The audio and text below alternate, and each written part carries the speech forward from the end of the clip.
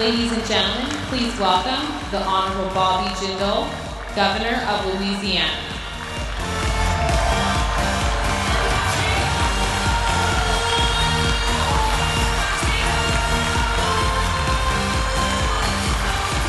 Thank y'all very, very much. Thank you. Thank you very much. What a great honor to be here with you today.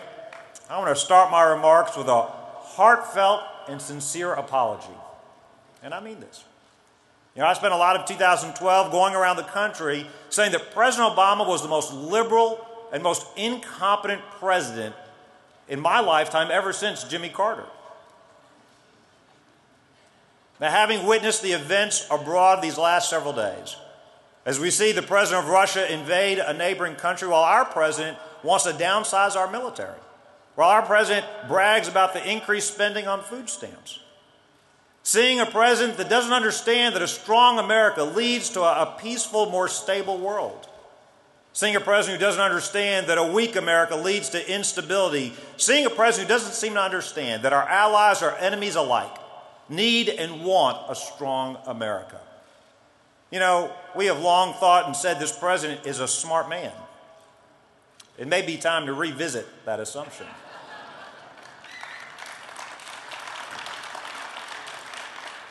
Or at least to make a distinction between being book smart and being truly wise.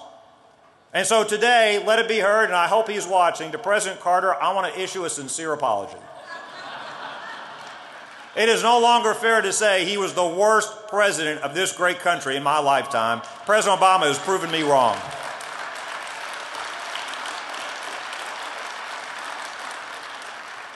But you know, I didn't come here today just to talk about foreign affairs. I want to talk about this president's assault on the American dream, his assault on poor children in Louisiana, and his assault on religious liberty.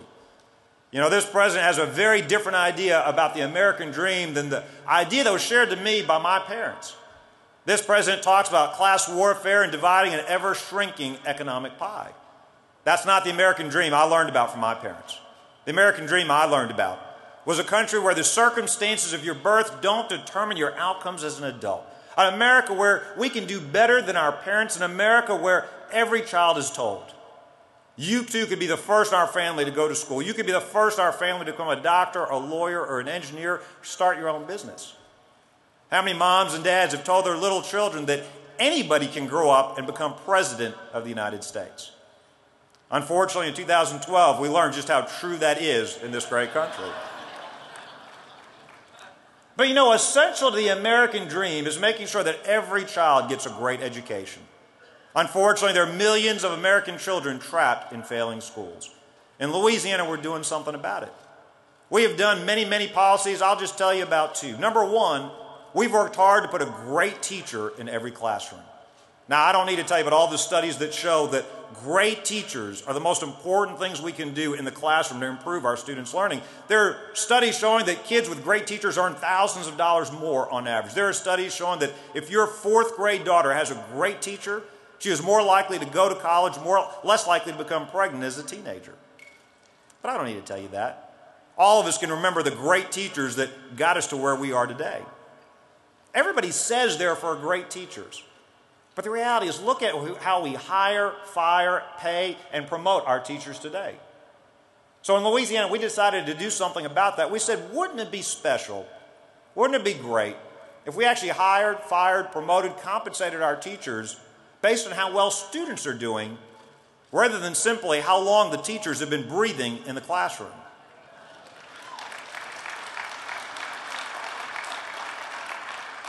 We've radically changed our tenure laws, our hiring laws, our firing laws, our compensation laws to link teacher advancement to student achievement. Unions didn't like that. They said, we don't have any problem with you evaluating teachers. We just don't want it to be tied so closely to student achievement. It's like going to a football game and saying, don't worry about the score at the end of the game. If it's not about student achievement, what's it about? But the second thing we did, we said we've got to make the dollars follow the child instead of forcing the child to follow the dollar. Now, what does that mean? That means that every child learns differently. Some children will do great in a public school. Some children will do great in an online program. Some children will do great in charter schools, parochial schools, dual enrollment programs. But we trust parents to make the best decisions for their children.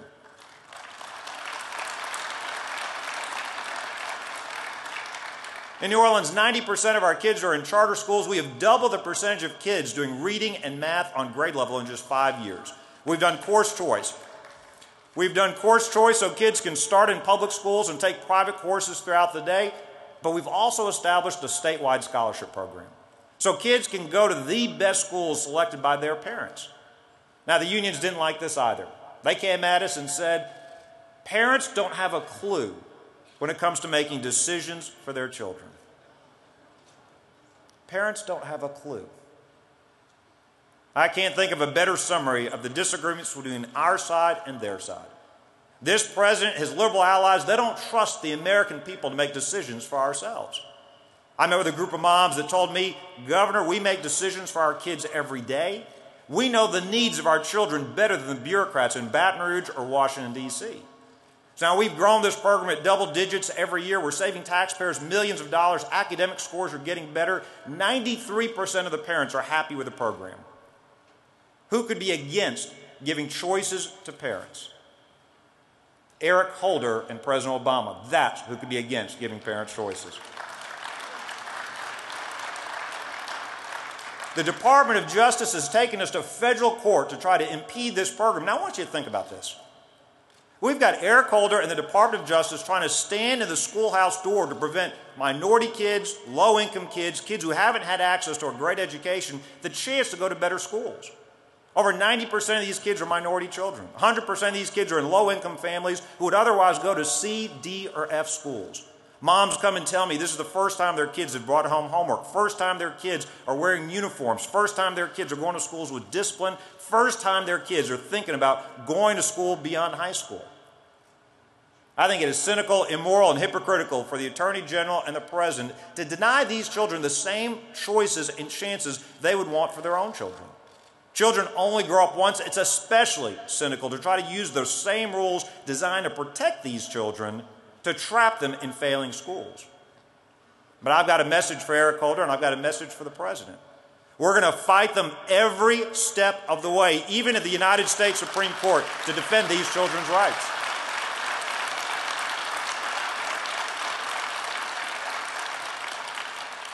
But it might make you wonder, how in the world does a government get to the point where it thinks it can take away the rights of children to get a better education? Well, I would argue this is what happens.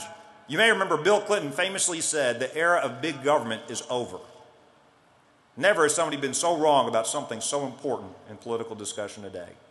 I would argue this is what happens when government gets so big, so vast, so expansive. I actually agree with David Axelrod on something. He was trying to defend the president in the middle of one of these scandals. He said the president couldn't possibly have known what was going on in the federal government, couldn't have possibly been responsible for the scandal because the federal government is so vast and so expansive. That's exactly the point. If I could have gone back in time over 5 years ago and said to you that your government was going to grow the deficit from $9 trillion to $17 trillion, would you have believed me? No. If I'd gone back in time and said that your government was going to use the IRS to go after conservative political groups, would you have believed me? No. If I'd gone back in time and said that the government, the Department of Justice, would be spying on the AP and other reporters, would you have believed me? No. If I'd gone back in time and said that our ambassador and other Americans would be killed in Libya and the administration would blame it on a YouTube video, would you have believed me? No. If I had gone back in time and told you that the Secretary of State would have grown so frustrated answering questions from the Senate, she would finally just say, what difference does it make? Would you have believed me? No. If I had gone back in time and said, even though we can't afford the entitlement programs we've got, the administration would create a new one to help speed up the bankruptcy of our government, would you have believed me? No. And yet it is amazing to me what we have seen in our lifetimes in just these last few years. And it's not just a government so big that it can take away educational choice. We've also got a government so big that it's now infringing on our religious liberties and our religious freedoms. You know, about a month ago, I gave an entire speech at the Reagan Library about religious liberty and this administration's assault on our freedoms. Most famous recent case is the Hobby Lobby case, the Green family facing $1.3 million in fines because of their refusal to provide abortifacient products that are contradictory to their faith. This president seems to believe that our religious rights, our First Amendment rights, start and end in the pews on Sunday. You know, it is amazing to me. I knew this administration didn't like the Second Amendment to the Constitution. I thought they might still like the First. Make no mistake about it, though. Their assault on religious liberty is also an assault on the freedom of speech, the freedom of association, and other rights that were so important to the founding of this country.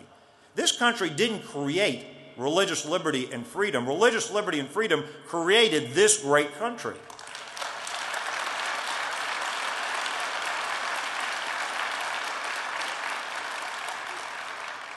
Now, you may have noticed I got some attention for standing up to defend the Duck Dynasty family when they got in a little bit of trouble.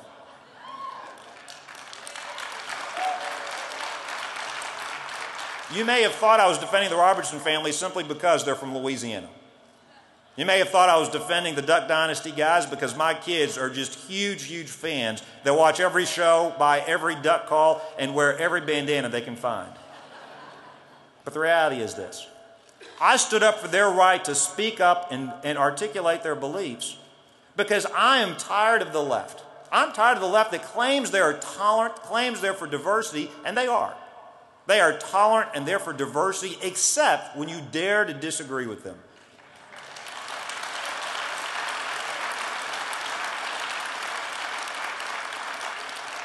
We must not let them silence the Greens. We must not let them silence the Robertsons. We must not let them silence people of sincere religious conviction and faith across this country. You know, I'm not for lawsuits, and I'm not about suing people, but we've got a constitutional scholar as president. Strikes me, he might benefit, we might benefit if he actually reads the Constitution every now and then. This president graduated from some of the best schools in the country. If I were him, and if he would like some free advice, if I were him, I'd consider suing Harvard Law School to get his money back, because I'm not sure what he learned in 3 years.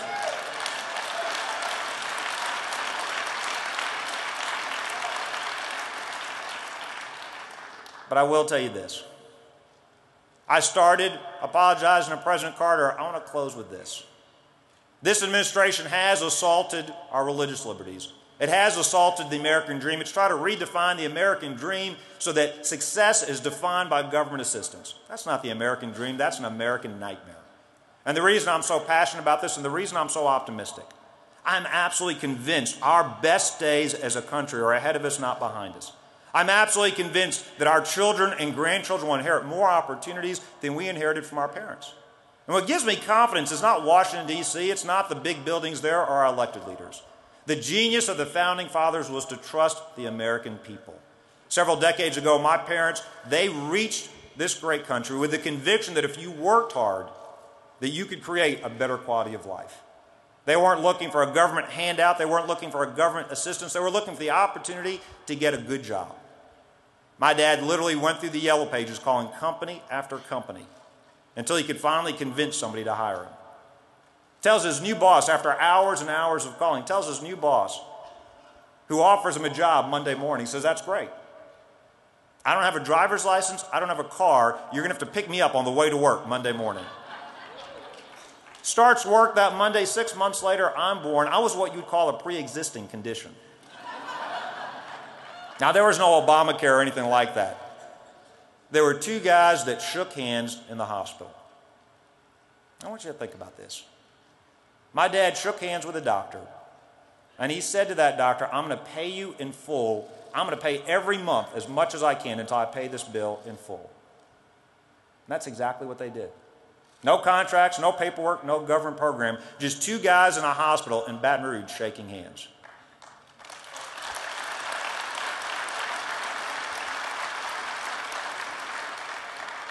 I've asked my dad, I don't know if you could pay for a baby on layaway today. I'm not sure how that would work. I mean, if you skip a payment, they repossess the baby. He said, no, you're paid for. Don't worry about it.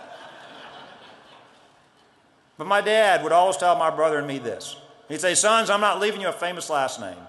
I'm not leaving you an inheritance, but I'm going to make sure you get a great education." Because he said, if you're willing to work hard in this great country, there's no limit to what you can accomplish, no limit to what you can do. And that is why we must fight so hard for the poor kids in Louisiana and across the country for school choice. That's why we must fight so hard for religious liberty, not only for the Robertsons and the Greens, but for you and me. That's why we've got to fight so hard to restore the American dream. The American dream is not about government programs. It's about pursuing those opportunities, and there's a rebellion brewing in these United States of America. People like you and me are saying enough is enough. We don't want to become like Europe. We're going to make sure that our children inherit the same freedoms, the great opportunities that we were blessed, because we are all blessed to live in the greatest country in the history of the world. God bless y'all, and thank you for fighting the good fight for the American dream. Thank y'all very much.